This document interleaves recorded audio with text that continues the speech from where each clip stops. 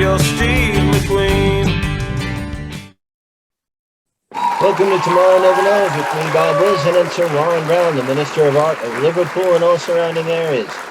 Barnes waving to me. Is that a mistake or a greeting? Today, our guest host, Mr. Ivor Davis, will interview author Marshall Terrill. That after this will happen, of course, only after Henry the Horse dances the waltz. Then Ivor will get right to the bottom of all things with Mr. Terrill.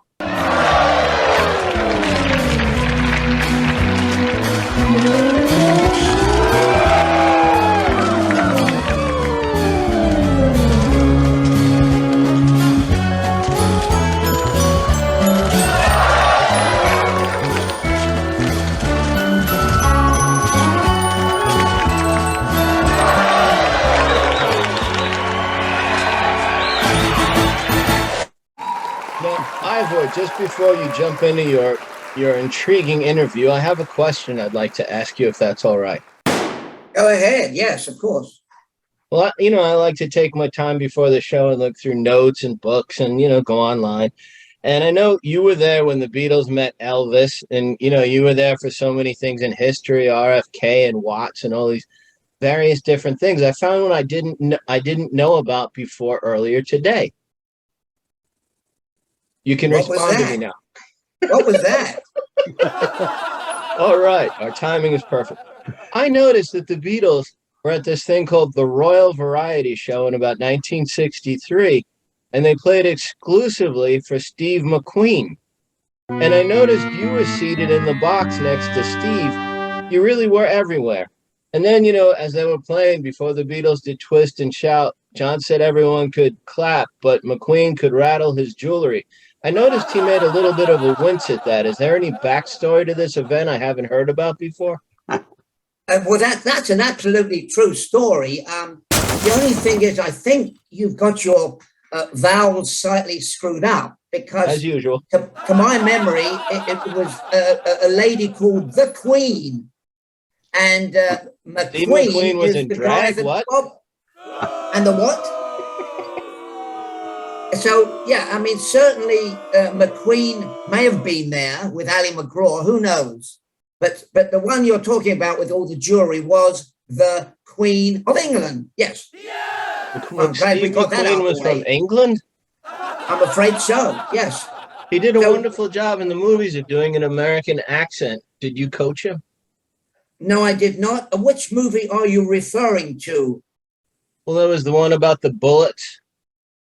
Yeah, but that wasn't the Queen. That was McQueen. It was a Western. That was McQueen. Yeah, I think you're a little bit confused. I know it's late in the evening for you, but we're pretty sober here. Anyway, let's get on with the show, shall we not? Well, I'll have some black coffee and hand it off to you, sir. Please dazzle us with your usual intelligence and zeal. It's all yours. Oh my God. Flattery will get you nowhere. Now, I could wax enthusiastically for hours about our guest, Marshall Terrill. He's a prolific author, a generous man, a journalist, a biographer, a book editor, something I know much about because, with full disclosure, he has actually edited some of my books. And he's also edited books for other writers. So when I asked Marshall for his official bio, here's what he sent me. You ready? Marshall Terrill is a veteran film, sports, and music writer, a journalist, and the author of nearly 30 books, including best-selling biographies of Steve McQueen, Elvis Presley, Johnny Cash, and Billy Graham. He is also the executive producer of Steve McQueen, American Icon, 2017, and an upcoming documentary on Johnny Cash. He works at Arizona State University, where he is a reporter covering the military, journalism, sustainability, humanities, and Native American issues. He resides in Tempe, Arizona with Zoe, his wife of 23 years, and that was his bio. Short, sweet, and very impressive. So before we get into it, and I'll give you a chance to get a word in edgeways, Marshall, tell us a little bit about where you came from and your background and how you got into the writing biz. Sure. Well, thank you for having me on the show. Let's see. My entree into writing came very late in life. I was working for a gentleman by the name of Charles Keating, whom you may remember. He was involved in the Lincoln Savings and Loan scandal. I was working my way through college as a gopher in the mailroom, and I was married at the time. And so everything was kind of coinciding together. I was getting ready to graduate college. Charles Keating is indicted, and then my marriage falls apart. So I was left without a job. Wife left me. And so my dad calls me from Washington, D.C. and says, and he was in the military, so he's a pretty tough guy. He goes, "Hey, kid, your wife left you. You're out of a job. What's your next trick going to be?" I said, "Well, Dad, I'm thinking of like moving back in with you." When I was at the age of 26, Ivor, this might have happened to maybe one of your kids. I don't know. And then he goes, "Well, what are you going to do to support yourself?" I said, "Well, I'm thinking of writing a book." And then he said, "Well, again, how are you going to support yourself?" I said, I don't know. And so he basically said, "Well, come on out. We'll support you." But they didn't support me. What I ended up doing was I ended up selling records and Beatles memorabilia and records that came in brown paper bags. So that's how I supported myself as I wrote my first book, Steve McQueen, Portrait of an American Rebel. And I didn't know if I could write or not. And, a lot of writers come to me today and they say, how did you know you could write? And I said, well, frankly, I couldn't. I said, I didn't know where a quotation mark went. I didn't know if it came before or after a period. But I wanted to do it, and I wanted to write a book really badly. And so I hired an editor to show me, how to write. And so that's what I did. And so for 3.5 years, I buckled down. I studied at the Library of Congress to gather up every bit of information I could on Steve McQueen. From that information, I went to Hollywood and I interviewed all these people who knew him. And that's how I got my first book done. And then that book was a bestseller. It was reviewed in Cosmopolitan, USA Today, San Francisco Chronicle, Washington Post, every big publication you can think of. So that was my start. Yeah, I'm going to interrupt you because what I like, you've said a few things that intrigued me. I understand you grew up in Texarkana, which is in Texas. I didn't know that. I knew it was somewhere in that region. But tell me a little bit about your background. I mean, you mentioned, of course, that I think you said your dad was in the military. Can you tell us a bit more about the early life of you? Well, I was born in Texarkana, and the only reason why I was born there was because my dad went to military training school. And so when he got back, we started moving around everywhere. I think my dad recorded that we lived in 23 different places, and we had 23 different addresses. So, the whole life was military. So it was living here, living there. We lived in Washington, D.C. for several years, San Antonio, Texas, Sacramento, California, Big Spring, Texas, Boston, Massachusetts, just a lot of different places. So that was our life. And when you're in the military, that's kind of it. You are with your family, and then you go to school, and it seems like then you're uprooted, and then you move someplace else. So you become really extremely close-knit with your family because of the military. And then it either makes you an extrovert or it makes you an introvert. And luckily for me, I made friends pretty fast, pretty easily. The way to do that, I found out, was through sports. So I played football, basketball, baseball. That was a very quick way to get into everything and to make friends. And so now it sounds like it was a heartache then, and sometimes it was, but now I have friends all over the country. Yeah. Again, let me just go back a little bit because you told me a little bit about your dad and you growing up. Did you come from a large family? Can you tell us a little bit about that? And did any of them graduate to writing like you? Well, I have 2 brothers and a sister. And so, that's considered a fairly large family today. 3 rambunctious boys, breaking up things in the house, wrestling, fighting, roller derby in the garage. So yes, I consider it a big family. What was the second part of the question that you asked me? I'm sorry, I forgot. No, I just wondered whether any of your siblings got into the writing biz. No. And as a matter of fact, my dad was an English major, and English was the best subject in high school. It just kind of came naturally for me. And then later on in life, when I published books, my dad said to me, it was always my dream to get a book published, but he never was. He was on the PR side of things. So when he was in the military, he was the PR person for the MX missile and the B-1 bomber. And so he was always in media and public relations.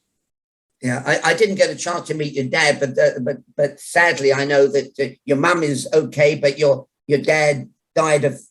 Yes, my dad passed away COVID in July 2020, and so yes, my dad actually read a couple of your books, and he was preparing to meet you. And my dad was that kind of guy. Like when I'd tell him something about somebody, he'd order the books and then he'd read them, and he'd read those books from cover to cover. And boy, he talked to me about the Manson book in depth. And then he read the Beatles book. So he was really excited to meet you. And as you know, that was all geared up and ready to happen. And then of course, COVID struck. Yeah. There is so much to talk about. You talk about, Steve McQueen, star of American Rebel. How about Portrait of American Writer, which is what we're talking about. So let's take a few moments to get into some of your early books. Can you just walk us through some of them? And I may trip you on the way so that we can talk more about some of the other ones. So your very first books, and what is so astonishing about the work you do and the work you've done in your massive array of books is they are so utterly diverse. So talk a little bit about why you're like the juggler. I mean, if you're a sports writer, you write about sports. You write about everything. So give me some insight into that, Marshall. Well, I always, because I write about actors, I always think about actors. And so I think of, okay, I don't want to just do mafia movies. I just don't want to do action adventure. A lot of actors, as you know, they want to break things up. They want to act in this role. They want a dramatic role. And then they want to, let's say they want to do a Western. I think that's just kind of natural. And then of course, as journalists, we've been assigned to do things and to write stories that we don't necessarily know a thing about. And sometimes that's a strength because you come into that with a whole new perspective and a whole new thought process. And you don't come in with any conceived ideas, and you can think of things that perhaps someone else didn't. And so in regard to the books, in the beginning, it was a lot of the things that interested me, like film, sports, and music. And then later on, as I became a little bit more successful, people started approaching me. And some people that were, successful people, say like Ken Norton, the boxer, and Ed Kooky Burns, the actor. Then you don't know anything about them, but then you start to learn. And then Ruth Pointer, the Pointer Sisters. I had no interest in the Pointer Sisters whatsoever, but I read an article that with her quotes, and I thought, this woman is so honest and forthright. This is someone I want to do a book with. And so then you develop a mental story arc of these people. And then you start to realize the possibilities of, oh, this will be a great book. So that's kind of how I get into it. Yeah. So, and then do you absolutely enjoy immersing yourselves in somebody else's life? And tell me a little bit about that, because all of a sudden you become an expert because you've done a heavy research. Right. And you're absolutely right. You go into it with no conceived ideas and no knowledge. Then you start doing the research, and then things start popping out at you. And that's the same. That was the point that you make is exactly what I talk about when I did the Pointer Sisters book. I knew nothing about the Pointer Sisters. Now I'm an expert. It does take work to get there, and then you dig in and you do the work, and then you write it, and then all of a sudden it's like the actor thing. You kind of become not the person, but when you're writing in their voice, and you're writing as if, okay, this is what this person must have been going through. And then you get into that rhythm, and then it just becomes fairly easy. And it's fairly easy to fall into that but you have to do the research in order to get there. All right, let's now at this moment get into the king of cool, Mr. McQueen. You've done several books on him. You are probably the world's preeminent expert on Steve McQueen today. And tell us a little bit about what it was about McQueen that intrigued you and why you became Steve McQueen, almost. Sure. Well, and I'll preface it with this. I'm a child of the 70s. I'm 58 years old. And so I like the things that my dad liked. My dad loved Elvis Presley. He loved Steve McQueen. Now, the Beatles, that was my own discovery. And I discovered them in 1973 when my older brother was playing the 62 through 66 and 67 through 70. And as I was listening, I was like, I know these songs. I was 10 years old. I was like, I know these songs, and I can't believe it's one group that sings all these songs. And then I went off on my own thing with the Beatles. But back to McQueen. So growing up, my dad would always take me to his films. And then when his movies were on television, we'd watch them together, like on Saturdays. And he worked extremely hard. And so we would lay on the floor, watch television. He'd fall asleep after 10 minutes, and I'd continue watching the movie. But he loved Steve McQueen. And so when I got older, he'd take me out of school, and then we'd go see McQueen together. And that's just kind of how we experienced these things. Later on, as I traveled around the world doing book signings on McQueen, I found out that my story was not a solo story, that a lot of kids my age were turned on to Steve McQueen by their dads. Yeah. So that's how I got into him. And then, of course, when there were a couple of other books that came out on him, and then when I discovered that he wasn't the guy that I thought he was, it made him more intriguing to me. And I wanted to get deeper and deeper into it. But the one thing that the other books missed big time was the fact that he was a great film star. A lot of people say, well, he wasn't a great actor. That's true, but he was a great film star. And there's a distinction between a great actor and a great film star. Great film star has presence, doesn't need to say a whole lot, can convey anything that he wants to with his eyes or a gesture.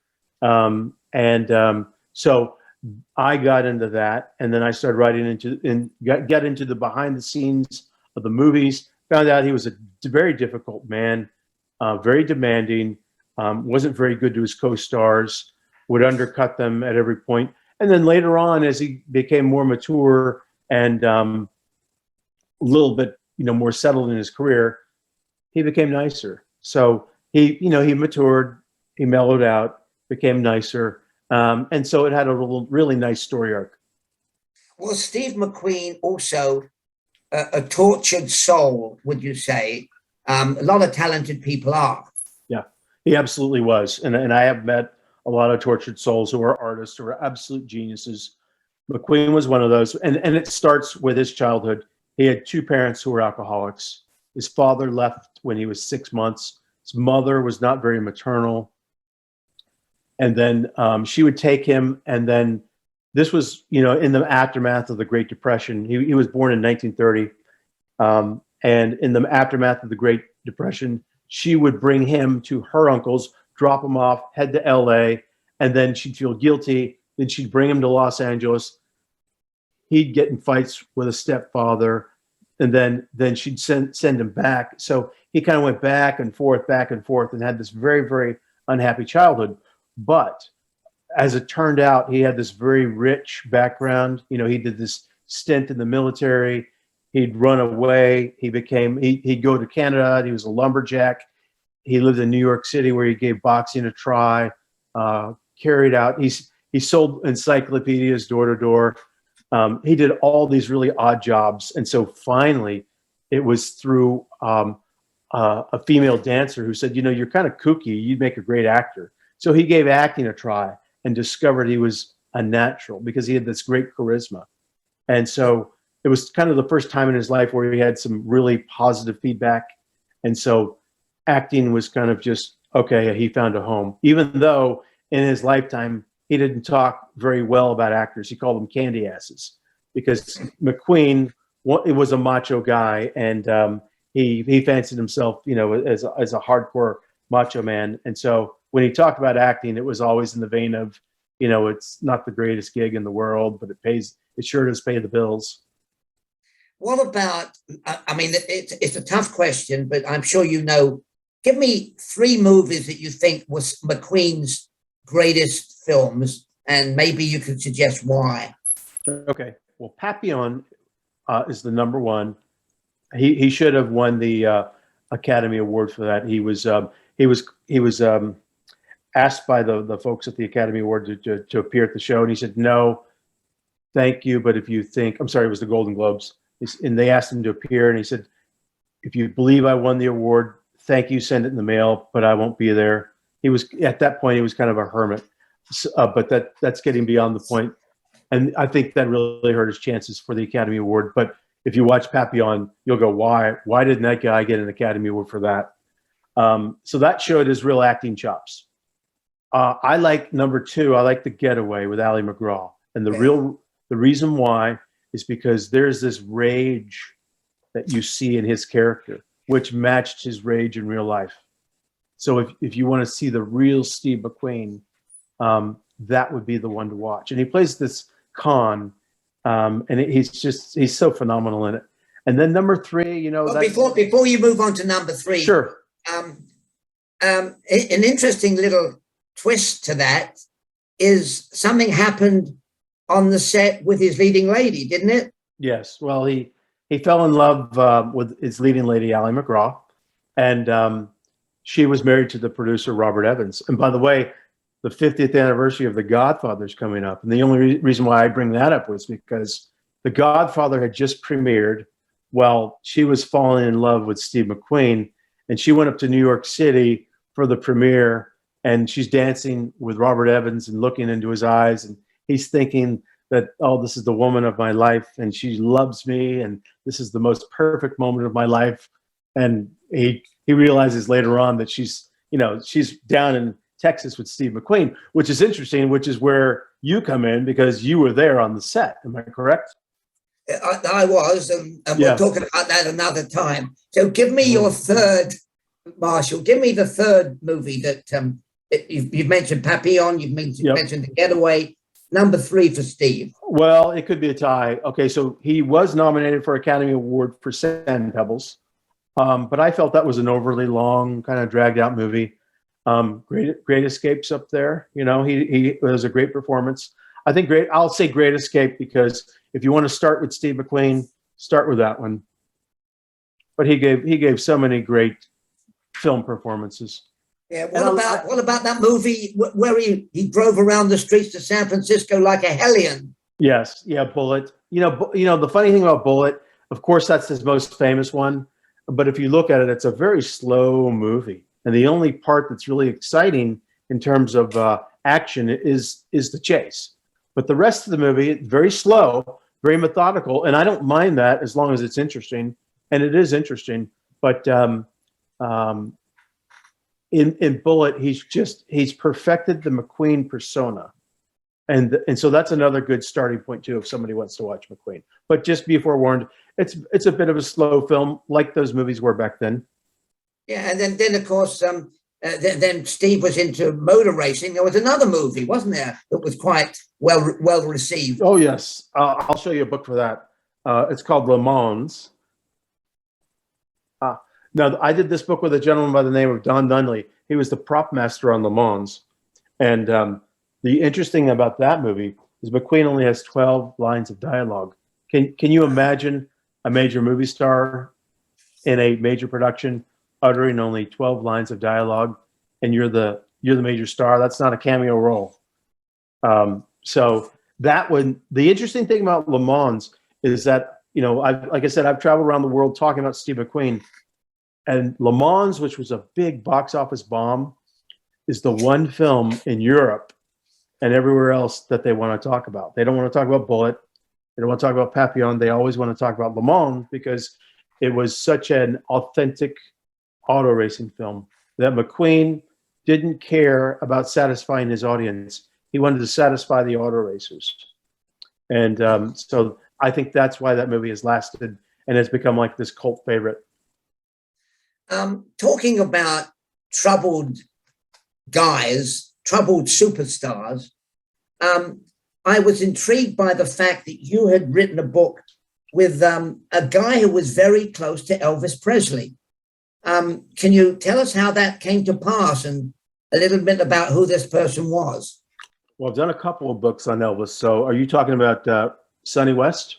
I am. Okay. So Sonny, I had done a book with a lady by the name of Barbara Lee.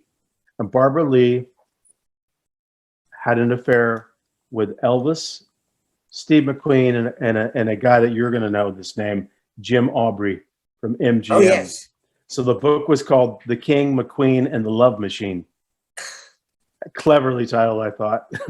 So this lady got around. This lady got around, didn't she? Barbara was a very sweet lady and beautiful, beautiful lady. And she, you know, this was her world at the time. So I did this book with Barbara, and Barbara had introduced me to Sonny West, who was a Memphis Mafia member. And I knew who he was because I had read his book that he co-authored with his cousin and another gentleman. And that was called Elvis What Happened. Now, that was the book, if you recall, came out 2 weeks before Elvis died and kind of just exposed Elvis as having a drug problem. And a lot of people believe that book sent Elvis to his early grave. So the book comes out, Elvis passes away, and the book explodes. And it was co-authored by your friend, Mr. Steve Dunleavy. Oh, yes, I remember him. Yes. And so anyway, that book had come out in 1977. And so almost 30 years had passed. And a lot of the Elvis fans had turned on Sonny. And so Barbara introduced me to him. And I thought, you know what, this would be a good way, not a mea culpa, but just 30 years in retrospect. Are you sorry that you wrote that book? But I also, it's also a major insider account of Elvis and his life. So we got to explore that in detail. Plus, he answers the question, you know, was I sorry? And his answer basically was, I was sorry the book didn't come out a year before when it could have really helped him. So that's why I did that book. Tell us a little bit more about Sonny, because a lot of people tuning in, it may not ring bells, but he wasn't actually fixed at the hip with Elvis, but he was pretty much that way, wasn't he? Yes, he was an advanced man on tour, and he'd go and he'd check out the security at the venue, make sure, get him in, get him out. And then he'd join up with him on tour, and then he was his bodyguard, and he protected Elvis, and he loved Elvis quite a bit. They actually grew up together. They went to the same high school. Elvis was a couple of years older, but, you know, he talked about Elvis as this older brother who protected me. And, you know, when I got to Hollywood, you know, he's like, hey, Sonny, you got to look good. You got to get you some suits. And, you know, Sonny lived with him, took care of him. You know, they had fun. It was almost, if you've ever seen the TV series Entourage, that's what their life was like. Elvis was the star, and these guys were part of that whole package. And they lived with the star. They had fun. They had parties, and that's what their life was like. Can you tell us what kind of revelations when you did the Sonny West book came out about Elvis that would enlighten us about Elvis, because there's been so much written about him? What new came out for you and for the book? Well, one is he had a great personality, but he was also mercurial and moody. Elvis was very caring about people, you know, very Southern gentleman, very kind, but also his habits were self-destructive habits. Elvis didn't have a mean bone in his body. So when he had the drug habit, he had the prescription drug habit, but that was something that nobody could penetrate. Nobody could help him. You know, everybody likes to blame the Colonel Parker on Elvis's problems. But, you know, let's take Elvis out of the equation. If it were a family member, you wouldn't be blaming everybody in the family. You would be saying, this is that person's problem and they have to deal with it. And it seems like in the Elvis world, they want to make him a martyr and make somebody else the bad guy. And so they've done that with Elvis and the Colonel. As a matter of fact, there will be a new Elvis movie out with Baz Luhrmann in June, and it plays on that stereotype that Elvis wore the white hat and the Colonel wore the black hat. But that's simply not the truth. And that was the one thing that Sonny also talked about, was like, hey, Colonel Parker just brought him deals, he gave him some career guidance, but everybody likes to blame the Colonel for all these artistic choices that Elvis made. And Elvis signed off on every script. He signed off on every contract. The problem is that Elvis's spending habits dictated his artistic choices. So I'll give you for an example. I've seen now contracts and income statements. Elvis made about $2 million every year in the 60s, but his net income, he was in the 90% tax bracket. So after $2 million, he had about $120,000 left over. And it took $93,000 for him to meet his payroll and to for the upkeep of Graceland. So he didn't have much money, after all these things. And so that's why he had to keep making these movies. And so but he'd do things like he'd buy a ranch, and then he'd parcel it out to his entourage, and then he'd give them all a truck, and then he'd give them all a motorhome. And, after it was all said and done, that spending spree cost him $1 million. So Colonel Parker brought him the deals, and his father, Vernon, was the one who kept track of his money, and Vernon had an 8th grade education. So these were the things that were kind of going against Elvis, but nobody likes to talk about these things. So as an outsider, third-party biographer, I can look at these things and say, okay, here's where the problem was. But, in the Elvis world, people don't like to fault Elvis for anything. And that's just, that's insane. So that's an intriguing element, because most people give Colonel Parker a bad rap. Now, I don't want to get too much into it, because I understand you're also working on another book with a Presley bent. Yes. Tell us a little bit about that. Well, I'll tell you, the gentleman that I'm working with knew Colonel Parker, and he worked with him, but he knew him for 27 years. And Colonel Parker adopted him, basically, not informed, but lived with him, took care of him as a kid. And this gentleman is in possession of every single business contract between Elvis and the Colonel from 1955 to 1977. And so the telling of this story will be the business contracts. So everybody has this conception of what the Colonel did or didn't do. But these contracts, I promise you, will tell the real story of how that relationship was. That's terrific. It's a great little trailer. So, come back when the book's out, and I'm sure you'll have a lot more to say. There's so many other books that I can talk to you about. I'm going to toss it into the pot. I mean, I noticed that you've done a book with a very nice guy who used to work with Wings, who's a fantastic former classical guitarist turned guitarist. Can you tell us about Lawrence Juber? Sure. Loved Lawrence Juber. Very talented man. I was freelancing for a Beatles publication called Day Tripping. And so I'd always thought that Lawrence would be a great, cool little book, and I've always wanted to do a Beatles book, but the problem with doing a Beatles book is that you have to be very careful because of the facts. You have to dig up everything, and there are people there that are just going to be scrutinizing the book. So I've always wanted to do something, but just do a little something. So I was doing this interview, and I was given this assignment to interview Lawrence for one of his Beatles CDs. And so we had this wonderful conversation. And at the end of it, I said, Lawrence, have you ever thought of doing a book?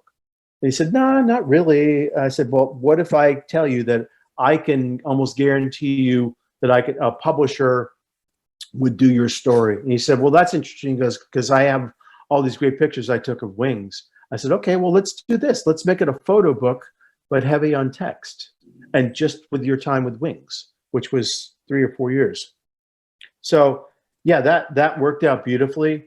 It got me in touch with my Beatle roots again, because I hadn't been to a Beatles festival, I think, in 15 years, because I had left that world, the collecting world, to go on and do my thing after I finished college. And working with Lawrence was just a dream come true. He was such a nice gentleman. And I got to see a lot of his cool stuff. I got to see him work. I got to go into the recording studio on Sunset Sound Recorders. And I'll tell you a funny story. So when I was in there, there were a lot of big stars. And so I peeked into like one of the waiting rooms, and I see Steven Stills watching a football game, and he's burping really loud. Doesn't think anybody's seeing him. So like I look in there, guy's burping. I'm like, oh man, that's Steven Stills. And then, this is the studio where Janis Joplin recorded Pearl, her last album, before she passed away, and where the Beach Boys, I think, recorded Pet Sounds. So I got to watch him do a session. It was a wonderful time just to, and I got to see all this great Wings memorabilia, because I love Wings. That's the era that I grew up. I grew up with Paul McCartney and Wings, but I knew who the Beatles were. But Paul McCartney and Wings were really, really big in the 70s. People don't really give them a lot of credit, but Billboard did a. I was a big Casey Kasem top 40 listener, and at the end of the decade, he tallied up everything. Number 1 act of the 70s, Elton John. Number 2, Bee Gees. Number 3, Paul McCartney and Wings. So to go from the number 1 act of the 60s to go to the number 3 act of the 70s, that's quite a feat. Now, I don't think Paul gives Wings enough credit. But of course, you can't compare them to the Beatles. But in their own right, the Wings were a very big group. And I was I was lucky to do that book with Lawrence, because it was fun, and I'm still in touch with him, and great gentleman. Indeed.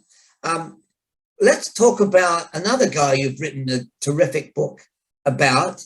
Also a pretty fair musician, did rather well, Johnny Cash. Well, thank you. I didn't do it with him, but I did a kind of a spiritual biography on him. So in 2017, evangelist Greg Laurie approached me to do a book and a documentary on Steve McQueen, because he wanted to know the Christian story, because Steve McQueen became a Christian at the end of his life. So we worked on that, and we had so much fun together. He said, I'm thinking of doing a whole line of spiritual biographies. And I said, well, who's next? He said, let's do Johnny Cash. And I didn't know a thing about Johnny Cash. And then I went into a visiting, I went to this guy. He called me to ask me to edit his book. His name was Reggie Vinson. And Reggie lives in across town in Phoenix. And so I walk into, and Reggie did some rock and roll sessions with John Lennon. So I had to hear those stories. So I go visit Reggie, and he asked me to do this book. And I knew I was going to do the Johnny Cash documentary, and I had to have an in to the Cash family. So I walk in his house. He's got pictures of himself, but the biggest picture he has is with him and Johnny Cash. I said, how do you know Johnny Cash? And so he told me, he goes, and I'm still friends with his sister, Joanne. And I went, okay. So I said, Reggie, I tell you what I'm going to do. I'm going to edit your book for free, but I want you to make me an introduction to Joanne Cash. And so that's how I got into that book. And then she was able to introduce me to a lot of people who knew Johnny Cash. And that turned out to be a phenomenal book. That documentary will be out in April. Oh, terrific. Okay. There seemed to be, in a strange way, and I wondered what you thought of this as you talk, Elvis Presley, Johnny Cash, Steve McQueen, drink, drugs. Why do you think those are the common denominators in their amazing lives? Well, I think of the times, it was the 60s and the 70s. And I said this the other day on a podcast, and I said, it's a terrible thing to say. I said, for me, my favorite period of the Beatles is when they were doing heavy drugs. I don't drink and I don't really do drugs, but I thought that period from Sgt. Pepper, to Yellow Submarine, that I thought they put out some fantastic music. And that's my favorite. But to your point, I think it was the times, we like, for example, if you watch the movie The Exorcist, there's a doctor in the movie and he's smoking as he's talking to his patient. And, you Yes. know, those were interesting times. Men lived hard and played hard. And now we can kind of look back and laugh. And I mean, some of them are dying off because of they paid for their lifestyle. But I think there's a part of us that enjoys reading about that because everything is so politically correct these days. Everything's so sanitized. And that I think that those are our base animal instincts, and we're being suppressed. And I'm not saying we should go back to those days, but I feel like those 2 decades were the decades where we lived our true lives. And people now, it still happens, but it's covered up better. Yeah. Okay, so I've got to now go to the number one superstar of them all, Billy Graham, the Reverend Billy Graham. Yeah. And you've done a great book on Billy Graham. Yeah. There we go. So you told us earlier about your connection with Greg Laurie, and it's been obviously a terrific relationship. But going into Billy Graham, what were there kind of bells ringing of recognition when you wrote the story? Well, again, I knew the Steve McQueen stories. You know, Billy Graham appeared at Steve McQueen's bedside 3 days before he passed. And Steve McQueen had requested he come see him because he thought Billy was the closest thing to God. And McQueen wanted to know what was waiting for him on the other side. And so Billy Graham comforted him, and McQueen, they talked about the Bible, and McQueen goes, "Oh, I forgot my Bible." And Graham instinctively handed over his Bible. And that Bible was found on Steve McQueen's chest when he passed away. He was clutching it. And that was Steve's greatest, proudest possession. So that was kind of the only Billy Graham story that I knew, other than, you know, my mom and dad would watch him on crusades, and he was a man of great respect. But the bells that were ringing off for me was, how do I take this saintly man and make him an interesting person? And so what I wanted to do was write about Billy Graham in a historical context, and talk about the times, talk about the 20s, the 30s, the 40s, the 50s, and write about it. It seemed like he was such a dedicated man of God that mountains would move for him, and he'd get the impossible done. And so those were the things that I wrote about. I didn't write I mean, obviously I wrote about his faith, but I also wrote about when he went to Korea and what the things that he saw in the Korean War and how it moved and it motivated him. And I shared to you, and actually you're in that book, Ivor. I wrote about England post-World War II in 1946 when he visited there, and what the conditions were like in that country at that time, and how it was devastated and the people needed to hear faith. And he came at the right time, and how I think God provided that opportunity for him, and he did that for him throughout his whole life. And you know, people ask me, well, who's the greatest book you've ever written? And I said, hands down, Billy Graham, because of the things that he accomplished. And the things that he accomplished, you know, I've been to a lot of presidential libraries. Billy Graham, so a president will get most of his life's work done in 4 or 8 years. Billy Graham, I can tell you this, he would fill up 5 to 10 presidential libraries because he did his work at such a blistering pace for 60 years in the limelight doing that. So that's why Billy Graham has my greatest respect of all the icons I've ever written about. And he is, based on what you've said and what I know about him, he was probably the original charismatic rock star, because he packed them in at the stadiums, and he didn't sing, to my knowledge, did he? No, he didn't. He was good about that, though. He hired great singers, and the format that you see today is the format that he put together. He put together a team. He'd have singers sing, get them going, but yes, he filled out Yankee Stadium in 1957, and Donald Trump was there watching him as a little boy. And, you know, he would go to all these, he just packed the house. But the brilliance of Billy Graham was that he was the king of all media. He was he used media to get his message across. And so, for example, he had a column that ran 6 times a week. He was on television. He was the first Christian person to develop a Christian movie division. So he distributed his own Christian film.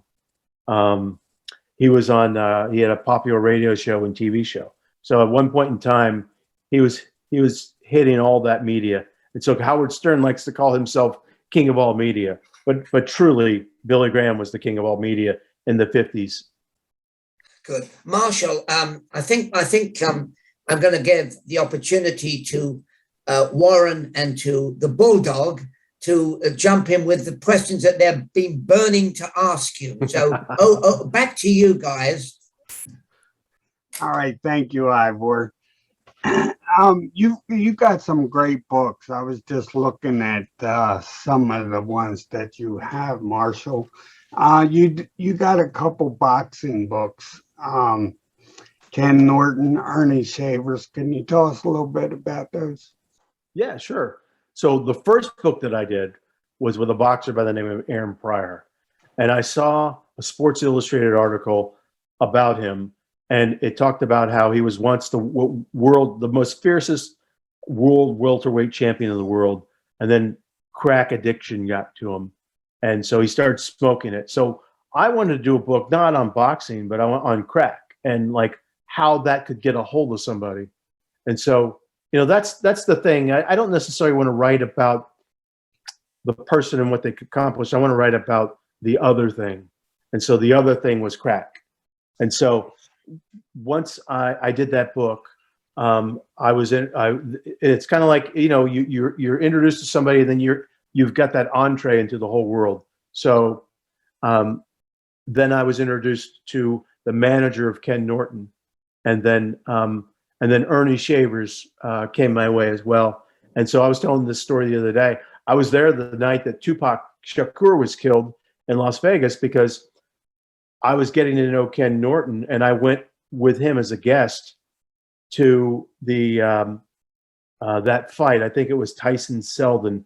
So what happens is if you're world champion, you're left 2 tickets at the door. So I was there that night, and I'm having an Ivor Davis moment because I went with Ken Norton, and then we go sit down in a box seat at the MGM Grand, and then who's there but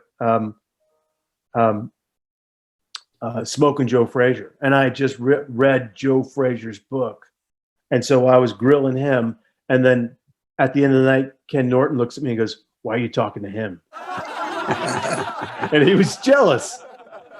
But I didn't know anything about Tupac Shakur until I read about it the next day in the paper. I mean, didn't know there was a commotion down there because we were up in the box seats, which was wonderful. And we said, let's let all those guys go.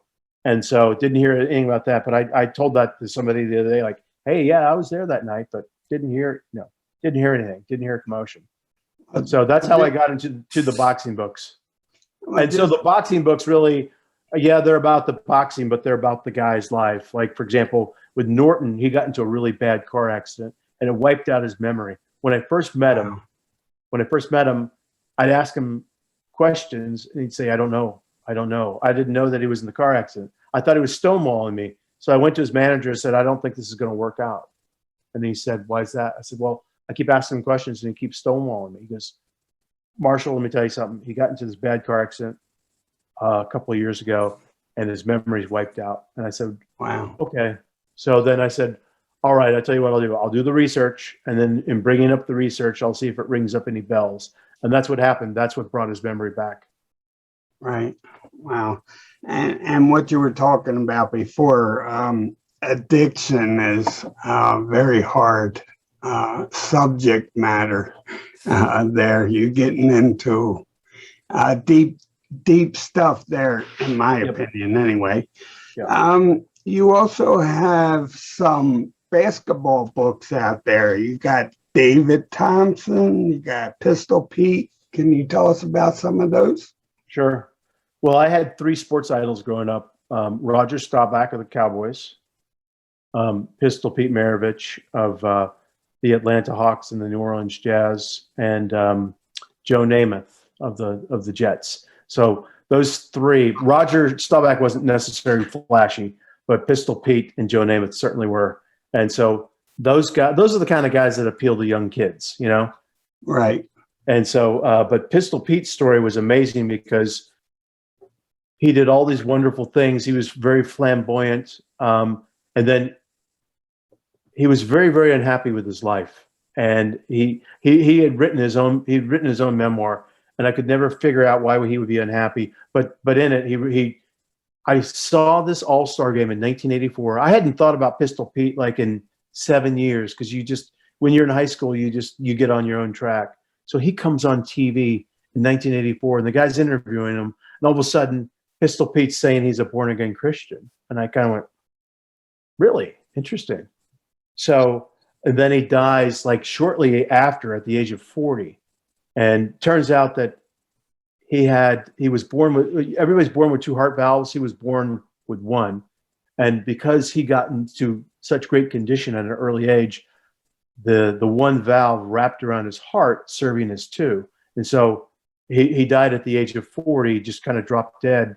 But it's because he was in such great condition. And when he stopped playing basketball, that's when he passed. But that was an anomaly that should have killed him at the age of 18.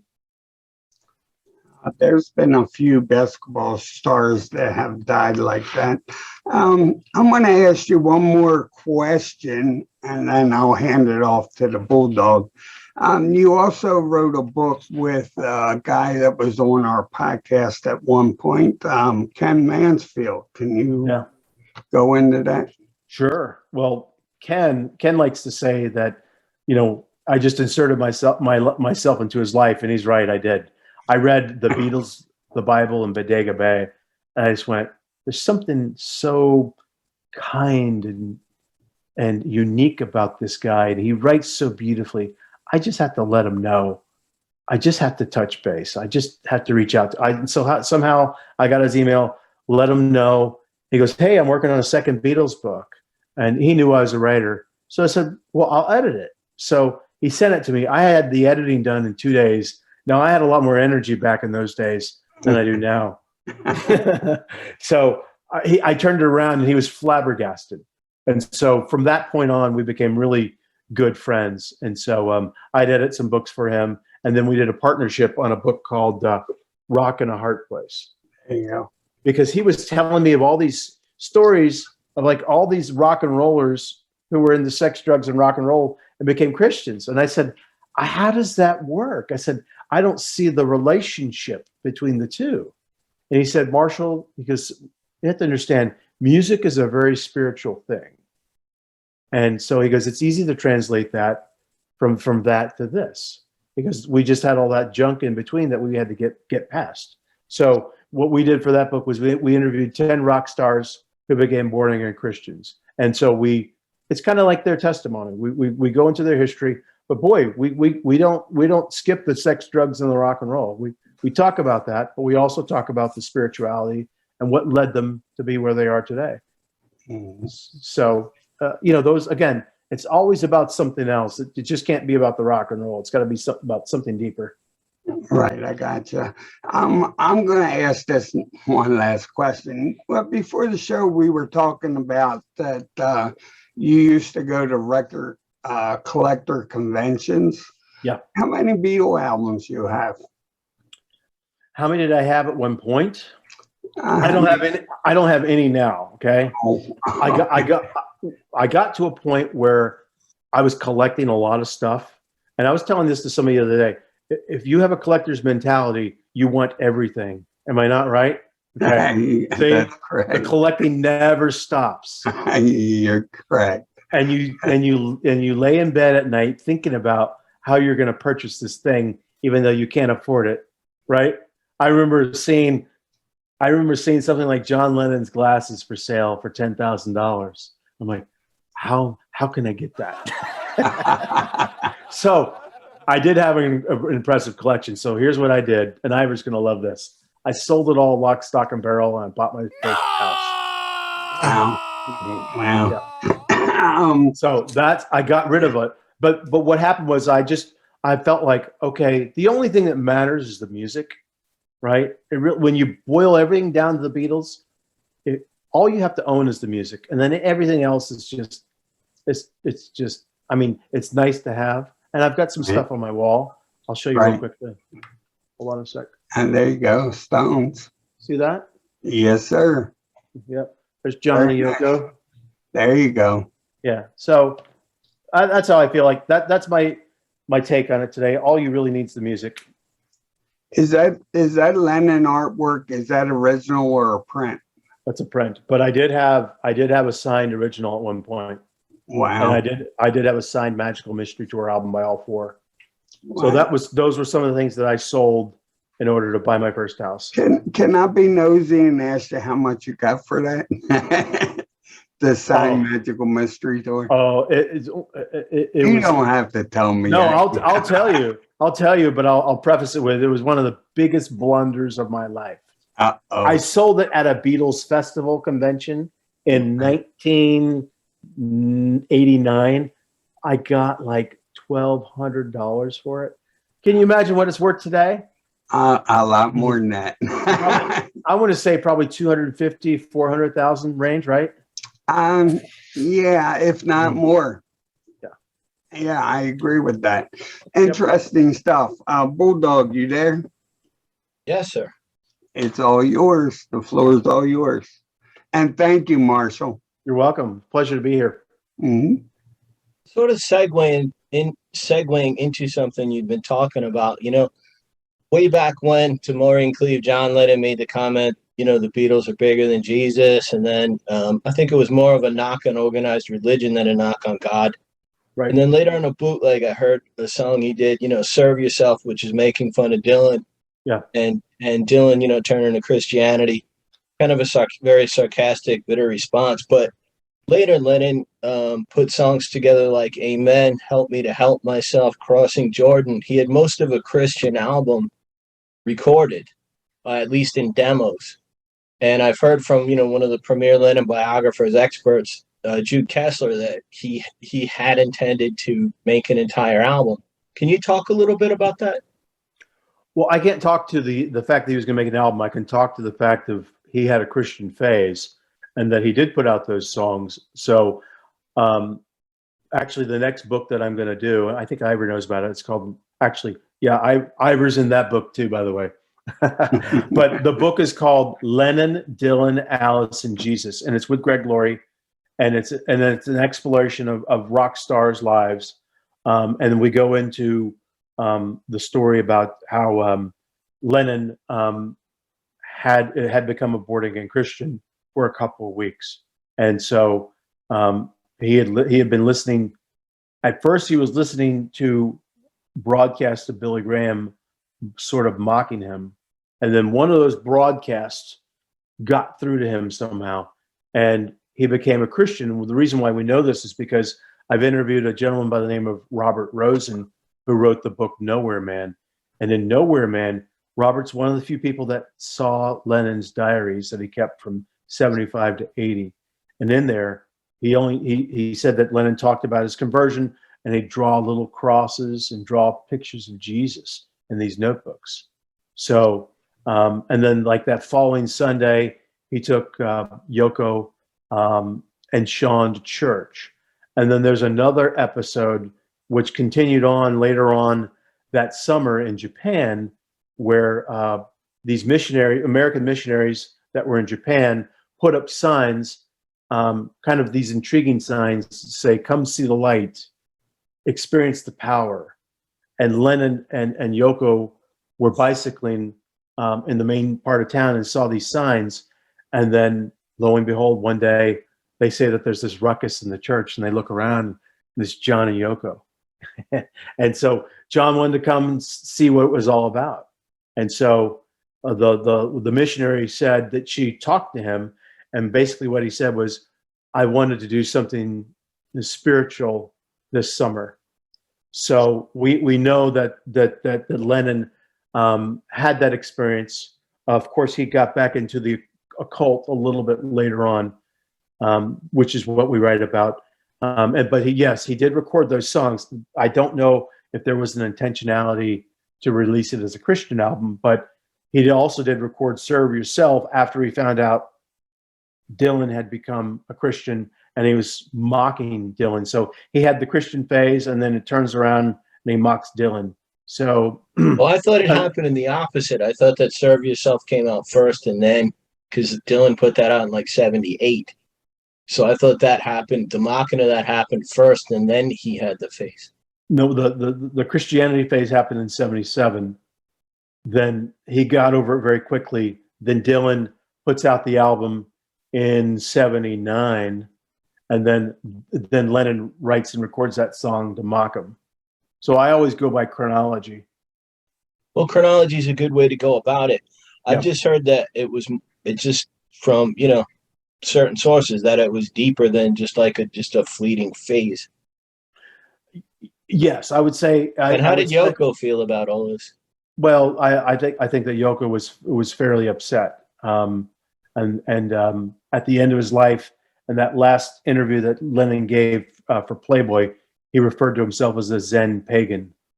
So I think, but the interesting thing is there's a double fantasy outtake called "Help Me to Help Myself," and it's obviously he's writing it about his relationship with God, and he's also writing about himself and how he's felt throughout the years. So it's interesting, but I think Ivor will attest to this, and that was in the book we called Lennon a spiritual tourist. He would try a little of this, try a little of that, Lennon just dabbled a little bit in everything. He even said, "I believe in everything until it's disproven." So Lennon was just like what Ken Mansfield called the rock and roll greased pig. You couldn't really put anything on Lennon, and that he believed in everything and he believed in nothing, and things just kind of would come and go throughout his life. And again, the perfect example of the tortured artist. And then it's interesting, like a lot of people had doubted Dylan's conversion later, but when asked, he said by Bill Flanagan, he said, one of the songs he did on the Christmas album, he said, "You sound like a believer." He said, "I am a believer." And then, if you listen to his Tempest album from 2013, that album basically, like, he doesn't come out and use overt terms, but that album is basically a summation in many ways of the Book of Revelation. So it's just quite interesting. I think Dylan it interests me in that if you listen to the Tempest album, they just called it very dark, but it really was, he says right on the album, he read the Book of Revelation and he filled his cup with tears when he was talking about the Watchmen. And if you go through the rest of the album, there's really a ton in there. So there's really a big disconnect between what Dylan really seems to be singing about and what the audience interprets it as. That's correct. And the other caveat is that,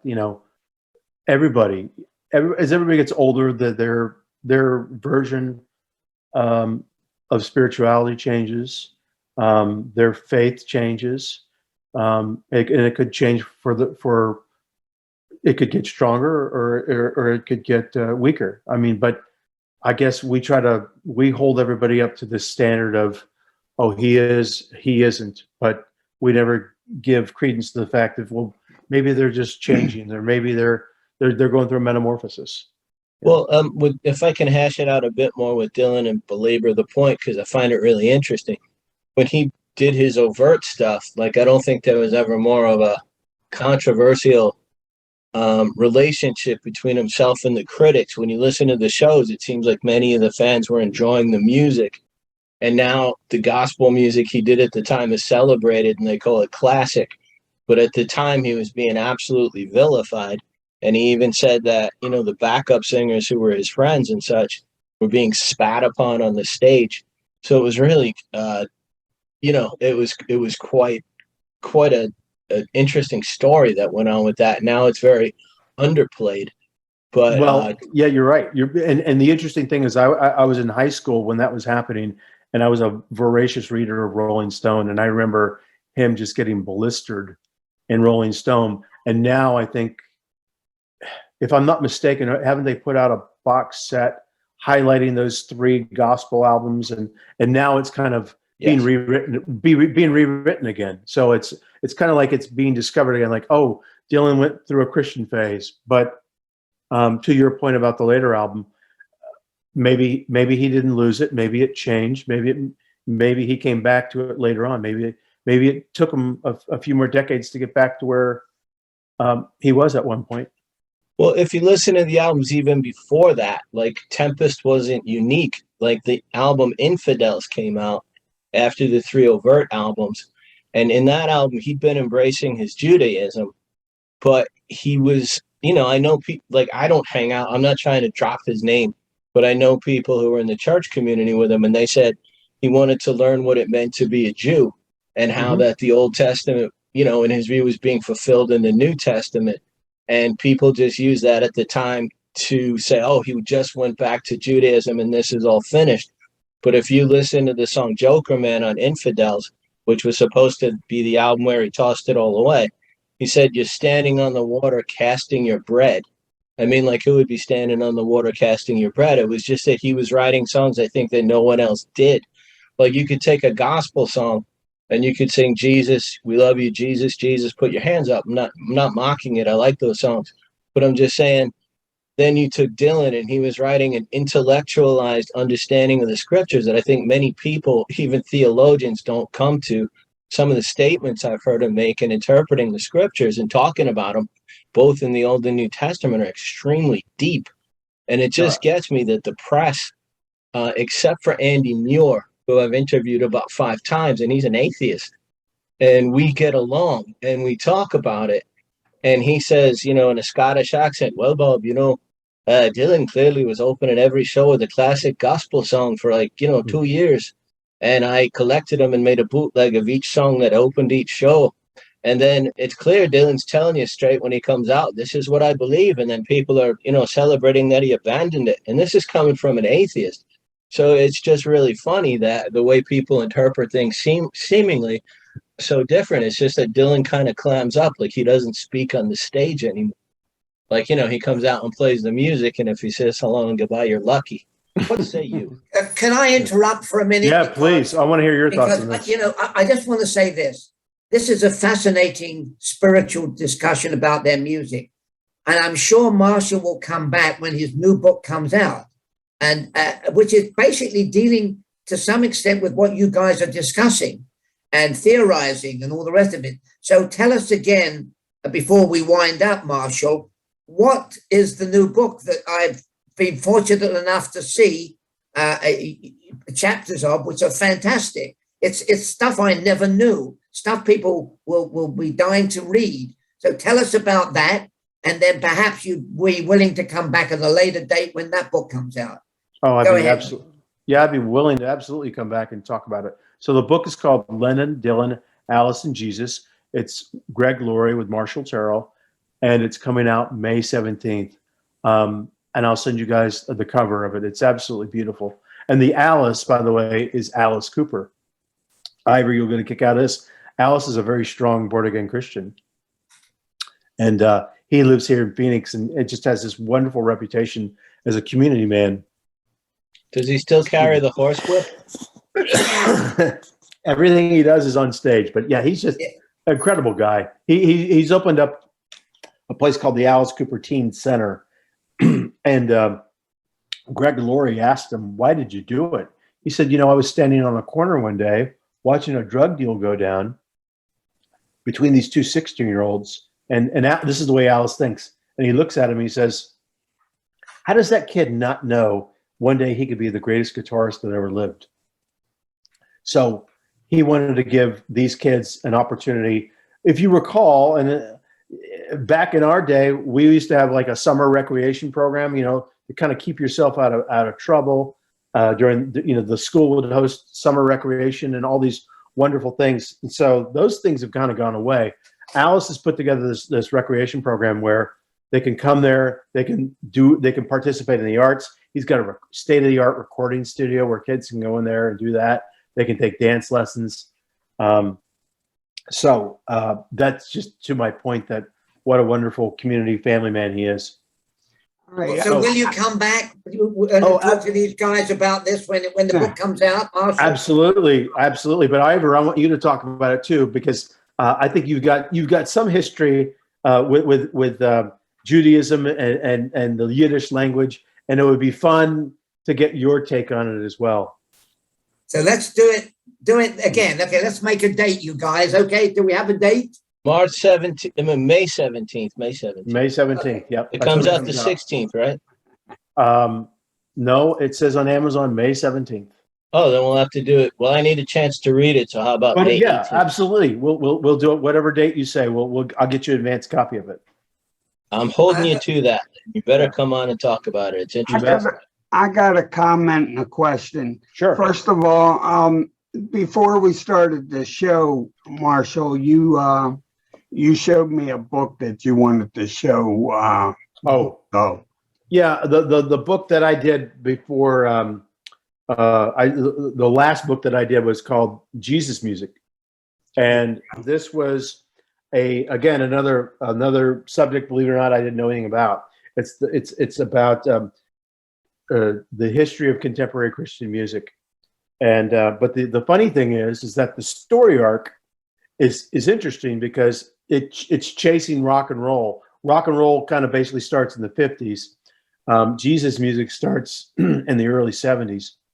And they had been chasing what I call secular music for decades. And in the 90s, they both kind of catch up to each other. Christian music catches up to secular music, and they're crossing over.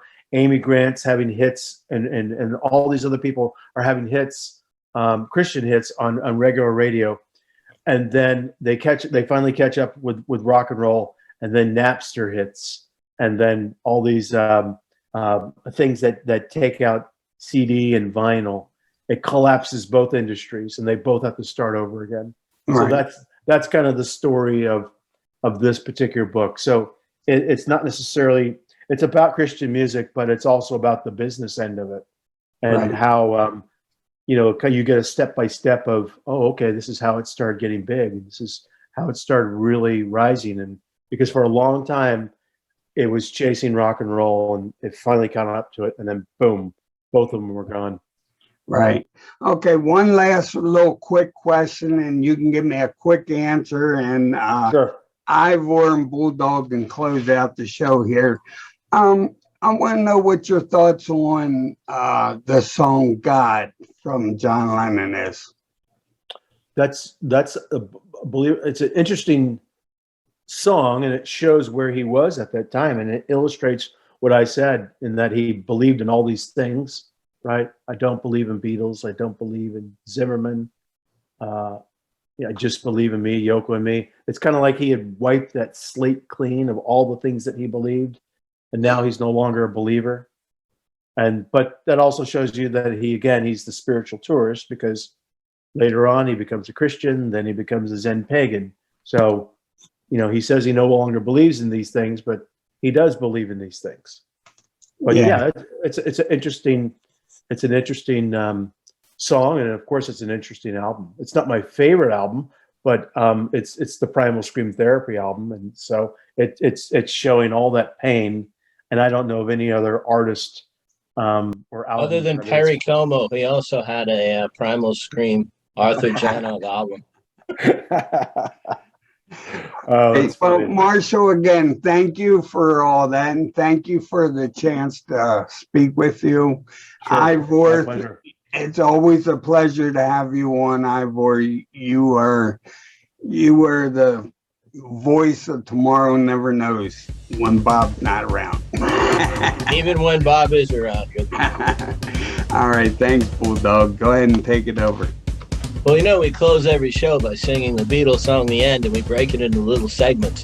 So is everybody game to sing the show and close out the show singing? The same way the Beatles ended the Yellow Submarine movie and said we should leave the movie theater singing. Do I get a vote from everybody? Yes, no, maybe. Yeah, but you have to give us our lines. I always forget this. I'll open up with... Bulldog always gets it wrong, so... That's my trademark. I'll open up with End in the End, and then Ivor will sing The Love You Take, Then Marshall will sing "It's Equal To," and then Sir Warren will come in with his classic rendition of "The Love You Make." How does that sound? Great. Does it matter what our singing voice is like? 'Cause mine's If it did, we would have done it. Hey, everybody runs when I start singing. So you fellas ready? As in the words of the great Lawrence Welk, a 1 and a 2. And in the end, The love you take. is equal to. The love you made. There you go. Thank That you, is what I thought guys. it was going to be. that was fun.